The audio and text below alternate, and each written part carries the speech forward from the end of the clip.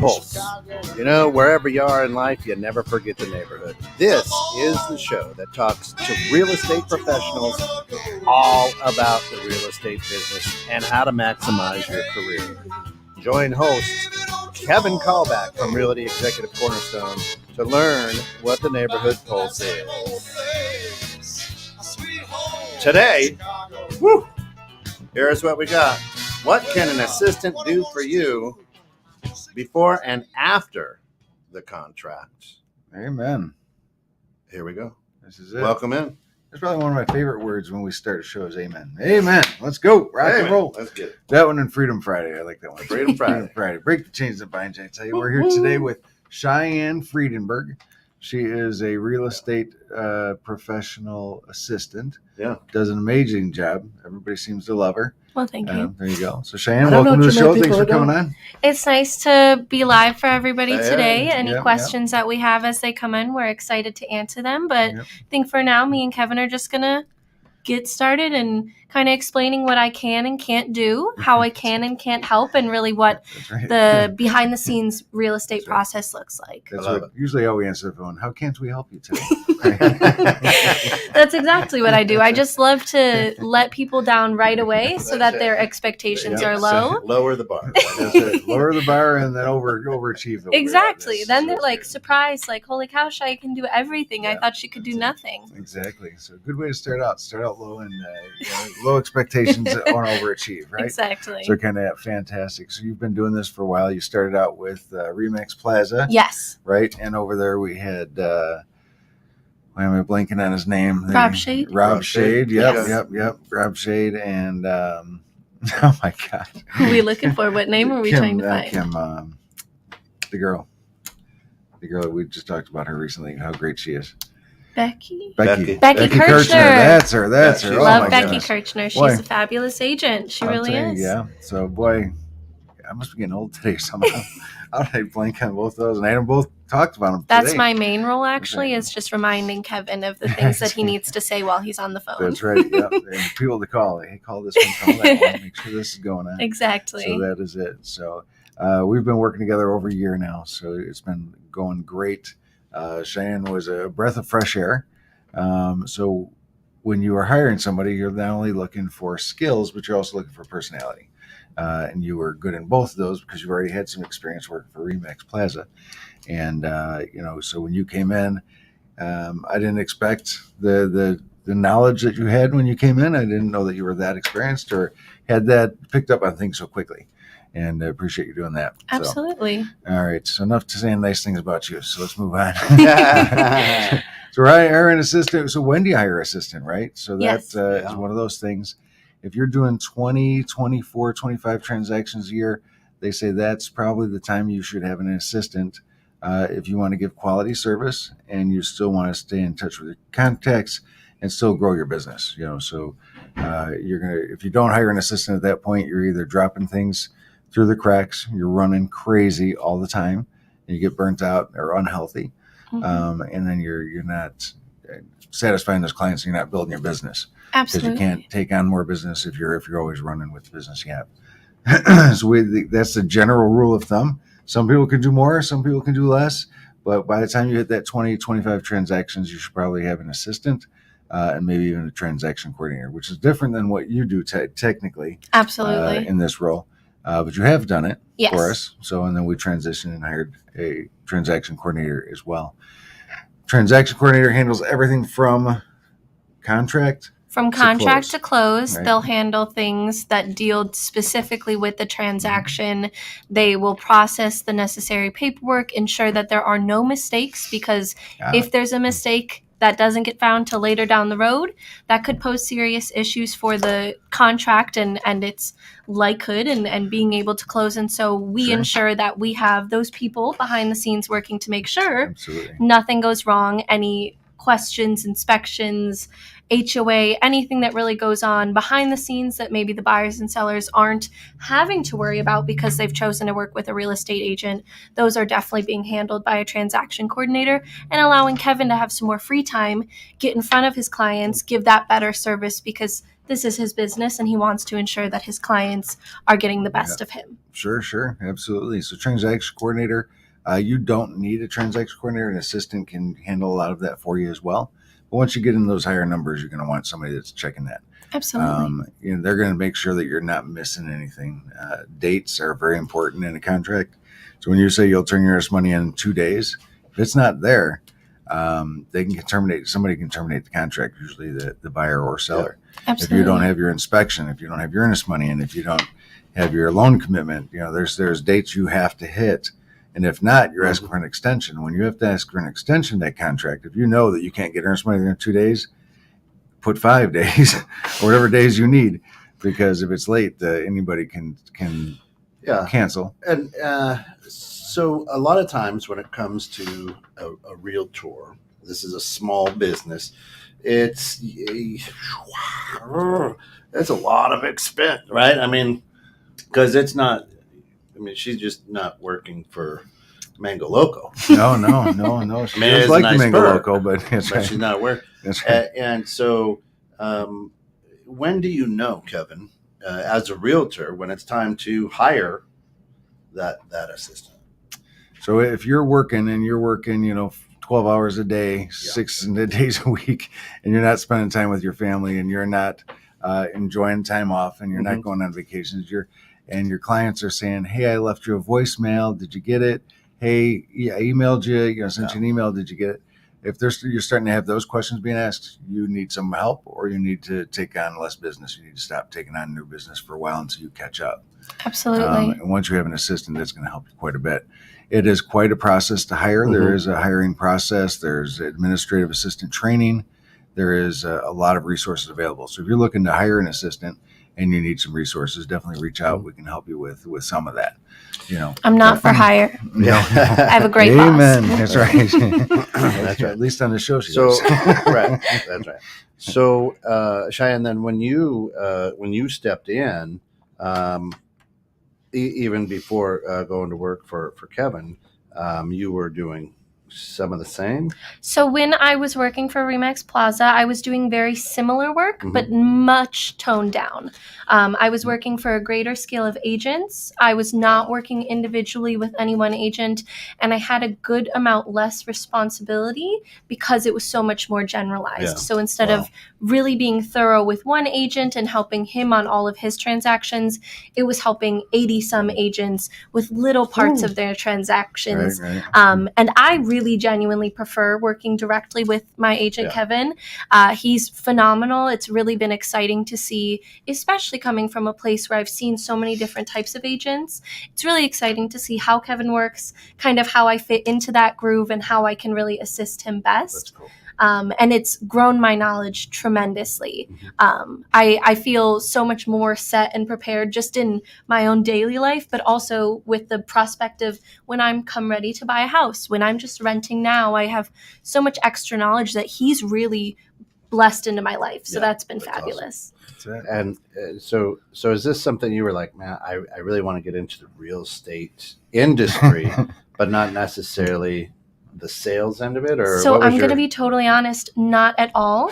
I ended up I was on Indeed one day. I was applying for jobs 3 or some years ago, and I got a call back from a job. And if I'm being totally honest, it was a little bit gurgled from my phone connection. I couldn't quite tell what the job was for. But, I was excited. I was ready to leave the position I was at, but I needed, obviously, a job to come next. And I went into the interview very excited, enthusiastic, really looked up the business, obviously, but I had no prior knowledge. I'm just the girl who watched HGTV and loved to see houses, and that was fun. I too am that girl. Absolutely. Yeah. But so, I interviewed, I got called back for an interview, and those first couple of weeks, I really was not for sure. I was very capable of doing the work, I would say, but I wasn't for sure if that was where I found myself. And since then, I've just had a really, really great time learning everything that I can learn. I find myself that I'm using the skills that I have already well honed, and, that the skill set that I'm just naturally coming with is really able to flourish in this environment. And it's also something where it allows me to have a work-life balance while instilling a work-life balance for Kevin a little bit. And it's definitely just a job where I find a lot of happiness coming from. I love helping out the clients. I love hearing all of the positivity that they feel when they don't have to be overstressing for the home sale process, especially thinking about all of the people who do for sale by owner. I couldn't imagine doing it just that's by why myself. I say real estate. If you're involved in any way with real estate, I call it the most enjoyable frustration you'll ever have. Right. Absolutely. That's it. Most enjoyable stress. That is crazy. So as an assistant, so when you finally decide it's time, right? Hire slow, fire fast, right? If they're not working out, get rid of them immediately as soon as you know. Do some testing, do some things to make sure they're the right fit. Never hire on a one interview. Always make them come back for a second interview. Have them do simple tasks for you when you hire them. And that is for just to make sure they have that follow through. Can you rub your head and pat your belly? Yeah, pretty much, bring me a copy of your driver's license, send me an email tomorrow reminding me about something, do this. Right. And by the time that next interview comes, if they haven't done that, then they're no longer a candidate. Right. Because you couldn't follow simple orders and you're trying to get the job. Once you have the job, how much more you're going to work for that. Absolutely. Personality has a lot to do with it too. So before the contract, before the signed purchase agreement comes out, you're doing what? Sharpening his pencils. I do have polishing, some of the sharpest pencils. Washing his car. I mean, I don't understand. I mean, exactly what are you doing? You and I have worked together on a couple of deals, so I know after the contract, but before. Absolutely. So with Kevin being both a listing and buyer broker, we do constantly have deals going on where I am not just on the buyer's contract side. So in the case of, we're waiting on a contract to come in, that sometimes requires that follow-up. So I'm calling the agent directly, asking questions, helping Kevin know what he can share with the client. So sometimes that looks like, hey, are you sure that the HOA due is X amount when every other house has a different amount? Or is this allowed? Is that allowed? And really those basic questions which lead us to being able to write a secure contract because our clients have all of the information that they needed. But I also do a couple of other things for Kevin, such as marketing. We're doing our marketing throughout all of our deals. That way we are always staying top of mind, but we're also really sharing our neighborhood expertise. So a lot of that is not just look at this house we sold, because you don't really care. And I mean, if I'm being honest, I don't think that most people care. Okay, Kevin, good job. Pat on the back. You sold a house. Right. But we want to share our knowledge. We want to share what Kevin knows and how he can help you best. And so that even sometimes behind the scenes, that's us communicating about what do you know, so I can put it into a manageable, readable, social media post or social media video. And how can we share that knowledge and spread that love. Sure. So as it pertains to the transaction, so on a purchase, like we bought a house, and so she helps me schedule the appointments. She manages my calendar. She makes sure that I'm not double booked, and that from this appointment to this appointment, I have enough time to drive to the next one, because sometimes you book them too close. That's never good for anybody. Yeah. So Absolutely. if you're an agent, you're looking to grow your business to that next level. An assistant may make sense and it may not. So I really want you to hear what they do and what they don't do to make sure that if an agent is the right fit for you, that you make that best decision, right? Absolutely. So they're gonna help you manage your day. They're gonna make sure that you are at places on time, and if you're not, they're gonna help manage that on the backside too. Is call people and say, hey, they're running 10 minutes late. Can we still meet, right? So she does a lot of management of time, scheduling, etc.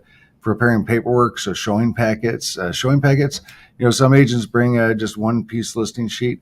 We bring a little bit more. So Absolutely. tell me what a listing packet, or not a listing, a buyer's packet consists of. Absolutely. First time we're meeting them. Absolutely. So when you go and meet your first time buyer, that will typically include both a no agency and a designated agency form. This way, when you go in, sometimes they haven't told you that they're actually working with an agent already. We always try to ask that question, sometimes whether they just failed to answer accurately, truthfully, or things have changed.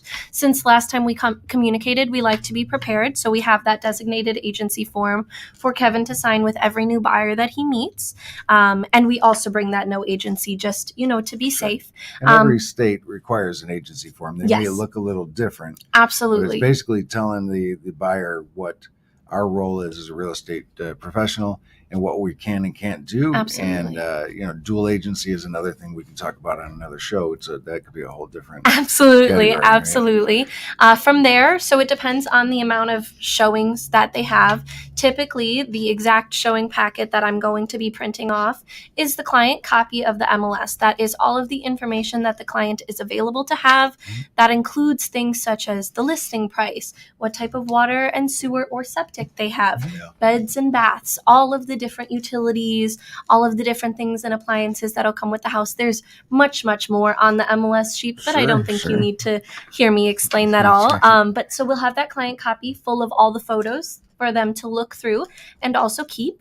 On top of that, I will have the Remine or the county records that are available for that particular property. So that will allow the tax information, the assessor information, the square foot count, everything to be out and about. And on top of that, we have the client copy. So I always print this black and white. There's no sense in wasting the ink for Kevin. He's paying $1 for it. So on top of that, that is the agent MLS copy, which has much more information pertaining specifically to the agent. So that'll include the agent, the listing agent's name, phone number for him to reach out and ask questions. That'll include the commission. It'll include a little bit more. And on top of that, I will always include the access notes. That way you don't get stuck outside of a house saying, how do I get in with your client? That's never fun. I couldn't imagine. Yeah. That's a tough one, right?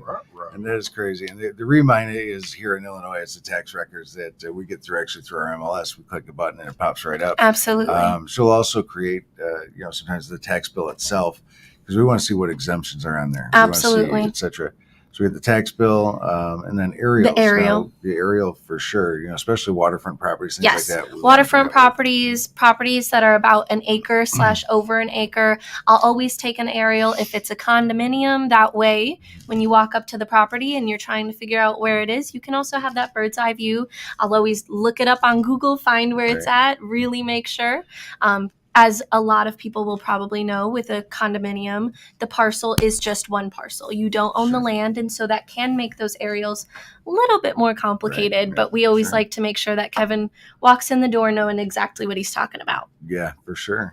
So we're talking to agents, and so when you're hiring an assistant, you're hearing some of the things that you can do, right? So you're saying, what would my assistant do? They're going to take a lot off your plate.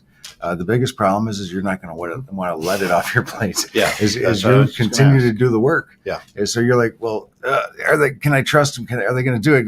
And you're double checking everything. And you're checking all your emails, and you're still driving yourself crazy until you get that comfort feeling of, okay, I think I can start letting this go reluctantly, but you wind up, It's one of those things. It's like letting the kids cut the grass. You want them to cut the grass, but you don't want them to chop the feet off either. Absolutely. But you want to still hold that. So agents that are selling a number of homes a year tend to be a little bit of a type A or control, a little more control freakish. Absolutely. So letting that go is going to be one of your biggest challenges. Absolutely. As they take all that off.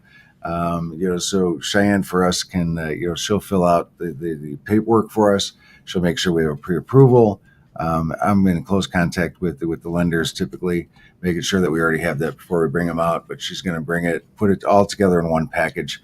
So when we're sending out the buyer, the offer to the other agent, we have a nice packet put together. Sure. And I'll review all that and put most of it together and review it. And then we'll send that off to the other agent. And again, we want to make sure that the disclosures, she'll make sure you have all your paperwork, your disclosures, your contract, everything is there, signed, initialed, all in the right places with all the right dates, because if not, it's a big problem, as all agents know. Absolutely. You have to have proper paperwork. Absolutely. Right. It's definitely a pleasure to be able to take that stress off and really visibly see that stress relieve from the agent. And so I know if you're an agent questioning, should I get an assistant? Should I do this? Should I take that next step? If you find yourself going home and all you can think about is real estate and, oh, shoot, I need to check that email because I definitely didn't get back to that client, or, oh, goodness, I have to check 72 missed voicemails today and I have to clear it out every night. Gosh. It definitely might be right for you. The best thing that I can do and an assistant can do is allow you to have that free time to be an ace in your business and an ace in your life. You're no longer having to push things off to be able to, spend one day with your kids, and you're no longer having to push your kids off to sell more houses. You're able to really find that balance. And that's been a reward to be able to see Kevin kind of step back into that balance. And you study is if you're eating your cheeseburger like this, so you're eating a cheeseburger and you got your laptop sitting next to you and you're getting greasy finger keyboard, you are probably too busy. Absolutely. That's one of those things, because eating and working at the same time is tough, and nobody enjoys it. No, The absolutely. people you're with definitely don't enjoy it. The family's like, take a break. You're like, just one more email. Just be right with you. So that's before the contract. So they schedule. They got the paperwork. They got the dates. They've got everything. You cannot. There's a number of things agents can't or assistants can't do if they're not licensed. So there's two different types of, as you know, as licensed and unlicensed. Licensed can do pretty much anything a realtor can do. They can read things. They can interpret things. They can explain terms. An unlicensed assistant cannot. They cannot explain terms. They cannot fill out a contract. They cannot tell you information that's not right. If it's not right in the listing sheet, they can't say it. You say, hey, is that a pool in the backyard? You see a big picture of it. If it's not listed on that sheet, I don't know. Well, it looks like a pool. It looks like a pool. Cement pond. That's right. It looks like a pool. It smells like a pool. I don't Looks know like waterfront property. That's right. So are you licensed? So I am an unlicensed assistant. We are in the works talking about getting me licensed. So definitely excited to kind of step into that journey. Yep. Definitely excited to step into that journey, but it hasn't happened yet. So That's No, right. but I think that's important, because for all of the people out there who are in the real estate profession thinking about perhaps hiring that assistant is, I can't find a good licensed one. Oh yeah. You don't necessarily need to be licensed Right. to be great. No, not at Well, all. thank She's you. great. She's not licensed, but we are pursuing that. We are following that direction, just because a licensed assistant out. could do more. Yeah. Plus, on the weekends or days off, evenings, whatever, she can sell real estate and improve her income, her lifestyle, which is absolutely. fantastic. I mean, that's really our goal, is to bless everybody, our employees, our lenders, Yeah. our inspectors, our clients. And an assistant allows you to do that in most cases. So now, Kevin, you're out listing. You've got buyers. You're again now. Open houses are coming back to being a thing. Ooh, yeah. And you're rocking and rolling. You got a few contracts out there. Your assistant, Cheyenne, then is able to keep things moving in a direction that need to be moved. Absolutely. Right. So, yep. So she can move things in direction. She can help with scheduling open houses. She can keep in contact with people. She can do marketing for us. Market those open houses to make sure that we're getting some attendance there and letting people know it's available. And can be there. She can communicate with other agents. Reverse prospect is a process we have here in Illinois, where you can see who has a search set up for that type of property and matches. And you can reach out to those agents to let them know that they have a client that might love this home. So Absolutely. there's a lot of that goes on as well. So, and then there's the after contract, right? The after contract, dun dun dun. Dun, dun, dun. So after contract, there's a lot that goes on, right? And how do you make sure things don't fall through the cracks, right? How do we make sure? Is we have checklists. So Lots and lots of checklists. If If you don't- anybody's watching on the video, you can see. Yeah, right. So actually, Cheyenne brought a few with today. So just to kind of cover a couple of bullet points but we have a checklist for pretty much everything, Any function in the contract, we have a checklist. We want to ensure that anything that goes on in the checklist is able to be proofed that it's been done. as you're going through, a lot of things go on. Sometimes I'll get a call from Kevin. Sometimes I'll get a call from a client. Sometimes I'll just have to step out of the office for X, Y, or Z. And it's always important to make sure that where you left off, you pick back up and you're able to ensure that everything's completed in a timely manner by the due dates for our clients, because they are relying on us to do those things. So, and making sure that the correct execution date is in there, because everything goes from that date. Absolutely. Right? So the first checkbook is we received the contract. Second one is we proved everything's initialed that needs to be initialed and all the dates are correct. And then we have a list of dates that we put in. Earnest money's due here. Inspection is up here. We got the financing due here. So all those checklists, everything you do in a contract is on a checklist. And the reason we do that is because, like she says, we've all done it. If you're in real estate, you've done it. Is you're working, somebody calls, you pick up the phone, you want to look something up on your computer, you change tabs. That's it. You never go back to that. And you're like, well, oh my gosh, I started to do that. What happened, right? Absolutely. And you could have swore you had done it, but Absolutely. Unfortunately, it was maybe half done or so. Absolutely. So an assistant can help you with a lot of that. Those checklists, are just amazing. It's amazing. And that's part of what a brokerage that you join. If you're looking to get into real estate and you're joining a brokerage, look for agencies that provide those checklists and the training and the education to keep your business moving nice and smooth, and to make sure that your liability is limited as you move forward. So do you you say you kind of control his calendar too, right? Absolutely. Absolutely. So for those who aren't quite ready or in the position to get an assistant, what would you guys say is a good takeaway to help them when it comes to their calendar if they're not quite to the level yet Right, to yeah. get an assistant? I would say it's probably very important to start time blocking. You want to make sure that you have time in the day to make all the calls. You want to make sure that you have time in the day to check your email. You want to make sure that you have time in the day to go on showings, go meet clients, go see prospective buyers, check out things that are going on new in the market so you stay up to date in your knowledge.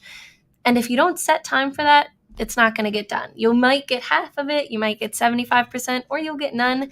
And that's not where anybody wants to be. So I would definitely advise, if you're not ready for that next step of getting an assistant, start getting in the practice of that time blocking. Whether that means, from 9 to 10 a.m., I'm making calls. I'm not answering a single thing if it's not from a client. They can wait. I'll call them back at 10:01. Or if that means, from 5 to 7 every night, I'm available for showings. I can't do them any other time. Mm-hmm. If that's how your schedule works, that's how you work. Obviously, that one will be a little bit more moving because of our client base, depending on when they're free, when they're available. But you want to definitely start setting that time aside and ensuring that you complete the tasks in that time. Kevin, what is the approximate percentage of your day that should be spent in money-making activities? 75%. He knew it. It took him a sec. Hey, Yep. wait, that's not in the notes. It is. The other thing we do, and we do it very well actually, and we color code everything too. I do So too. it's if it's black. So black in my calendar means I am not available during that time. Yeah. Anything can happen. I'm not available. Absolutely. Do not call me. Absolutely. Yeah, as a lender, I do the same thing. Each deal that I'm working on becomes an appointment, No, absolutely. and I work on that deal during that appointment time. Right. And it may not take the whole time, all right, because it may just Yeah. be checking up, following up, things like that. But in it, I keep running notes.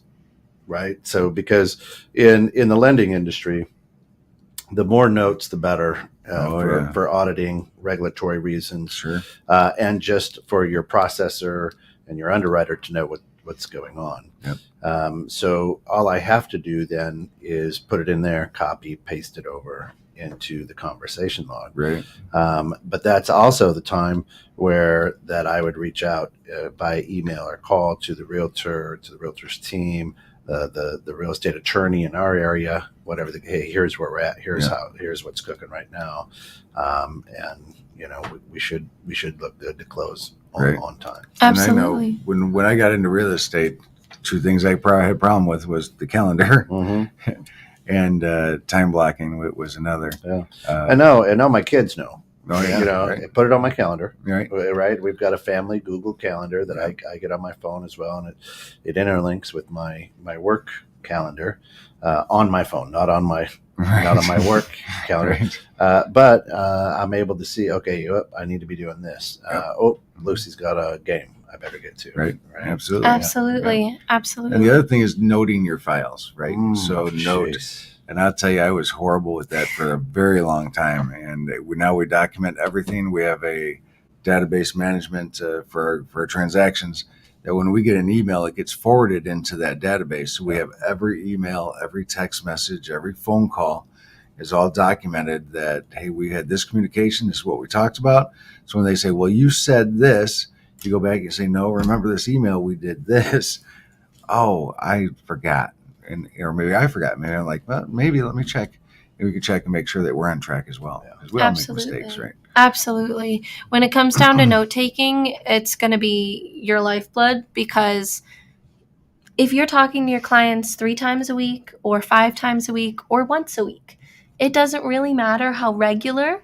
The likelihood that you might forget something that you talked about or not know exactly where you're supposed to pick up is tremendous. And even notes like, oh, I found out that it's so-and-so's birthday today, or their child's birthday, or their dog's birthday, or some fancy events going on, or they can't talk from 8 to 7 this whole day because of XYZ. It's really, really important. And I think that goes a long way in terms of how our clients relate to us and how they see us in their life, in terms of, wow, Kevin really knows. Kevin really cares. He's not making those calls. And these are all things that Kevin consciously would want to always be doing, but it's very easy to kind of get that lost. And time gets away from you. Exactly. And so having those notes, having that backup of, I can read exactly what we last talked about, know exactly what we're going into the conversation with, and be a better agent because of it. That's awesome. Is really helpful. Of course, you're listening to 216 The Net. This is the Neighborhood Pulse with Kevin Callback, talking about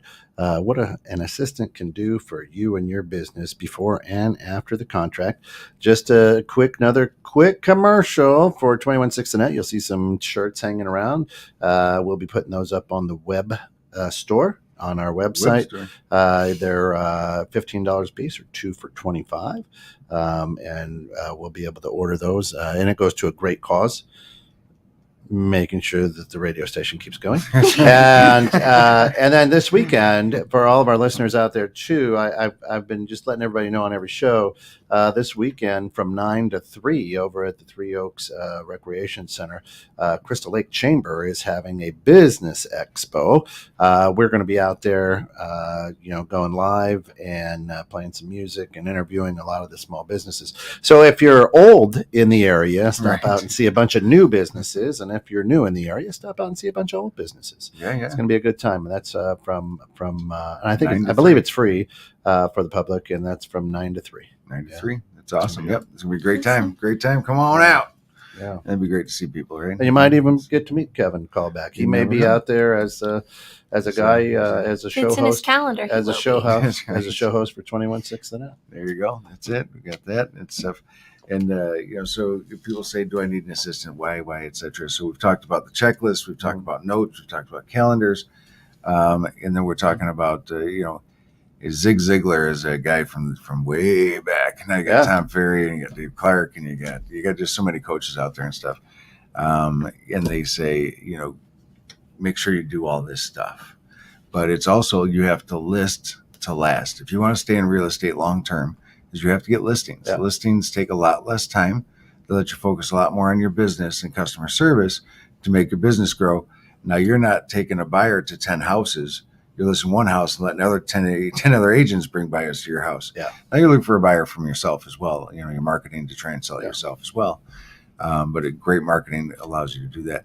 So if you're going to list, you're going to last in business, you got to list in this business. Yeah. I always say that in the lending business, right? Right. You don't have a business unless you have a purchase business. Right. Absolutely. Right. Because for a couple of years, a lot of people got into the industry because of the low interest rates, and making money as a lender was easy. Well, the phone was ringing off the hook. I didn't have to work very hard. That's true. Yeah. Now, the phone's not ringing off the hook, and we're seeing a lot of people go, I think I'll go back to Walmart now. Yeah. There's a lot of discussion about what agents are going to do in this next period. So we'll see what happens. We wish the best for everybody. Yeah. There's enough business out there for everybody. All right. So I'm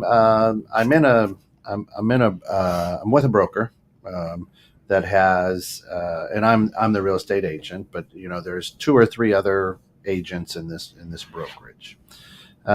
Is it wise, do you think, to team up?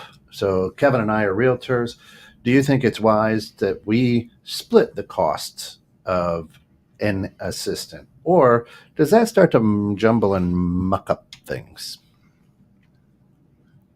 It's a good question. It's a good question, and the answer is... I would say it kind of depends on the volume of both agents, because I think the worst thing would be is if you're both equally paying for an agent who's working significantly harder or more frequently for one of them. That wouldn't really benefit both parties equally. So it would definitely, matter about volume per agent. And if they're equal, maybe that could be what makes sense. But I would also question maybe if there was the need to split that cost, there might not be the need for an agent.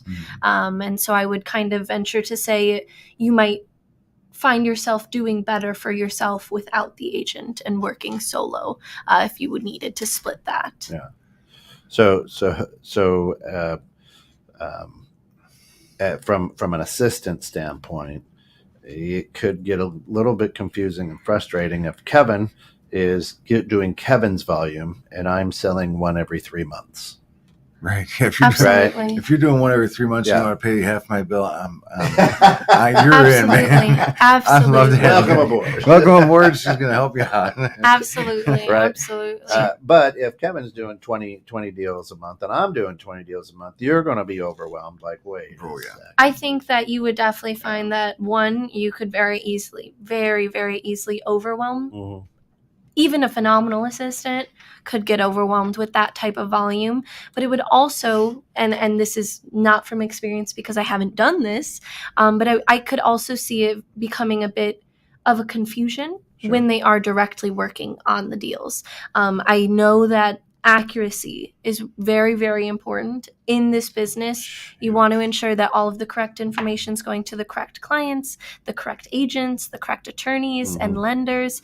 And I do see how having 2 completely different sets of groupings of people could definitely cause some issues, could definitely cause some confusion, and also some possibly slipping of what your goals are. And I think that could be 2 let down agents in the mix if that were the case. Yeah, or one assistant that quits. Yes, now neither one of us got exactly. anybody. Exactly. I think, from my opinion, it is not a good idea to split an assistant because, we had a transaction company rhymes with exactly, and so we had deals going in, and there were a transaction coordinator. They were offsite.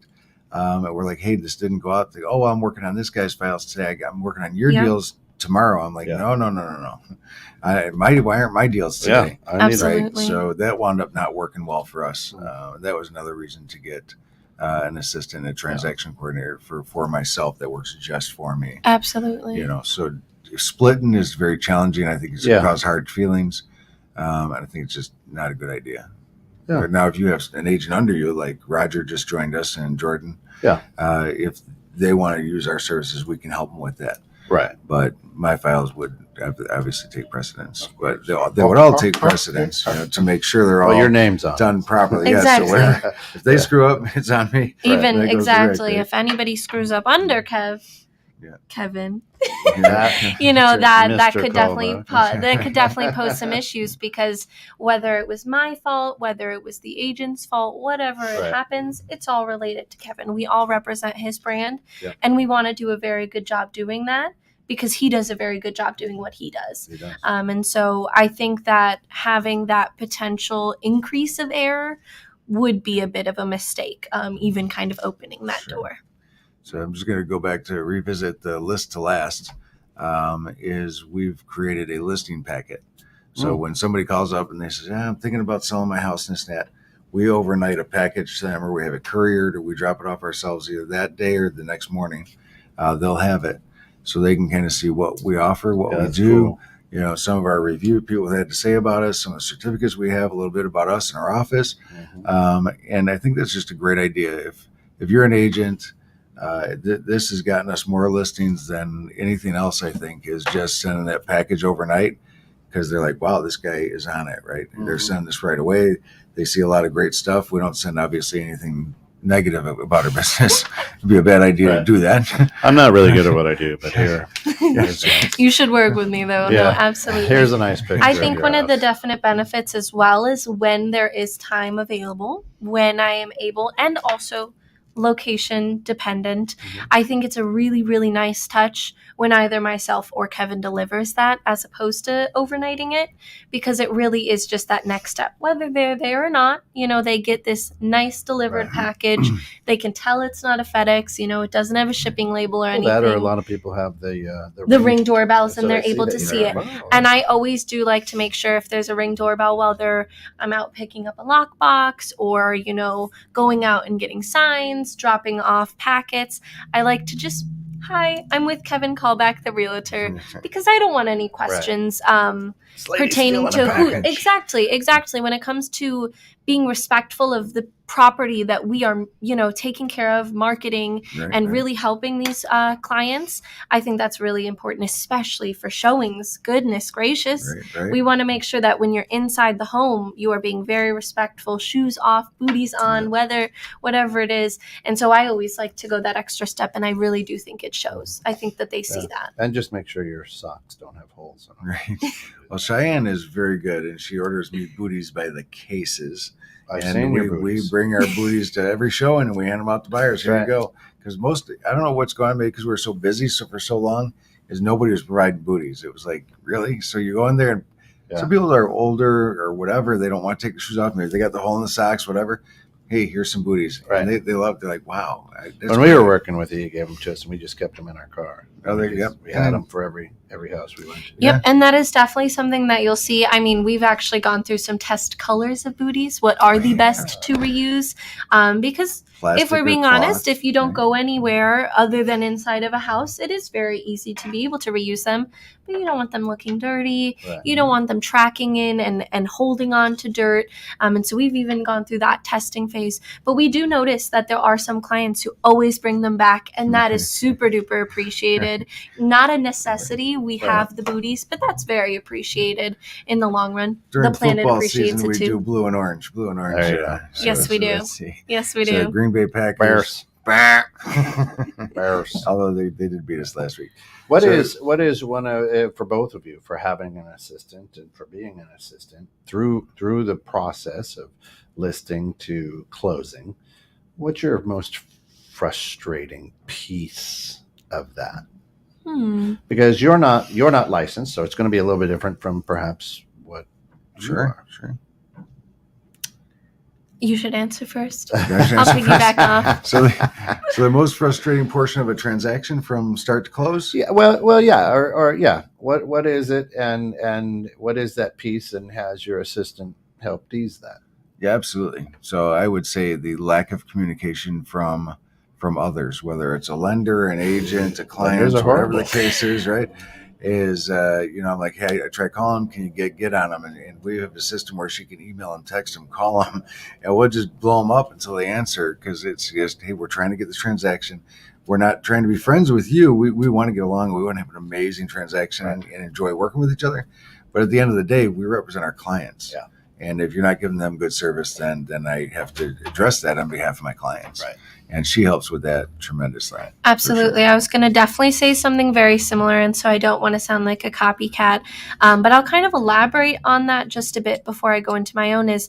That is the number one thing, is when Kevin needs to be in communication with a client, but he hasn't heard back from, say, a lender or an attorney, or even if he's just trying to get in contact with the HOA or the village or city, not getting those return calls and not having that information to readily present to his client is a huge hindrance. then you're calling and saying, hey, I'm just waiting, I guess. And they could feel like, what are you doing then? What is that step you're taking? Even if he has to call and say, hey, we're waiting, he gets to say, listen, I myself, Cheyenne, and our transaction coordinator are on this. We are diligently making calls, leaving voicemails, sending messages, sending emails. We will get this information to you as soon as possible. And as soon as I have it, you will have it. We don't like to have a delay. That's one of the big things is if I get an information, an attorney review letter or a clear to close letter, I go ahead right away. I text Kevin, hey, just so you know, at that point, he gets to ask me, hey, Cheyenne, can you take care of that call to the client? But I like to let him have that availability, and I haven't made the call, and then he makes the call. Right. I want him to sound like the expert always, always, always, because he is, whether I was the middleman or not. All of a sudden, a mortgage extension comes out, letter goes to the client, and they're calling me going, what's going on? I'm like, Absolutely. Lenders are great for a lot of things. Responding is not one of them. Kent is fabulous, though. I'd like that to be known. He's fabulous. He's great at sending out weekly updates as well, so I don't even have to hound him for anything. That's good. I have, for my team, I have set up an entire template and say, okay, just go in. And at this point, you send this out. You get the appraisal back. Here it is. All you got to do is change the address. Yep. And here you send this out. Let them know who you are and if they have questions. Yep. Let them also know who your processor is. So she has questions. And, absolutely. Lately, it seems that we've been struggling with in the industry, the lending industry, is a quick title search and commitment. It seems that a lot of sellers' attorneys, in our area, we use attorneys. Not every place, not every listener does. Absolutely. Is slow to get us that title commitment, title search. Yep. And so we've been patiently and persistently, poking those people. But lately, for a while there, it took 2.5 to 3 weeks, maybe 3.5 weeks to get an appraisal done. Right? Oh my gosh. As a lender, so we can't communicate with the appraiser. Yeah. Right. Only one person at the bank can. That's and right. She doesn't lend. Right. So. Right.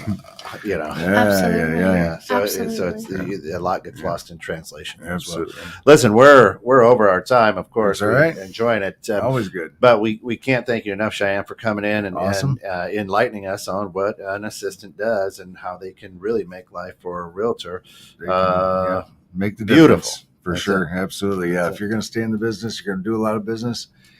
Hire slowly. Fire fast. That's it. That's our recommendation. Thank you for having me. That's it. For all of us here at 21.6 The Net, thank you for getting caught in the net. This has been the Neighborhood Pulse with Kevin Callback.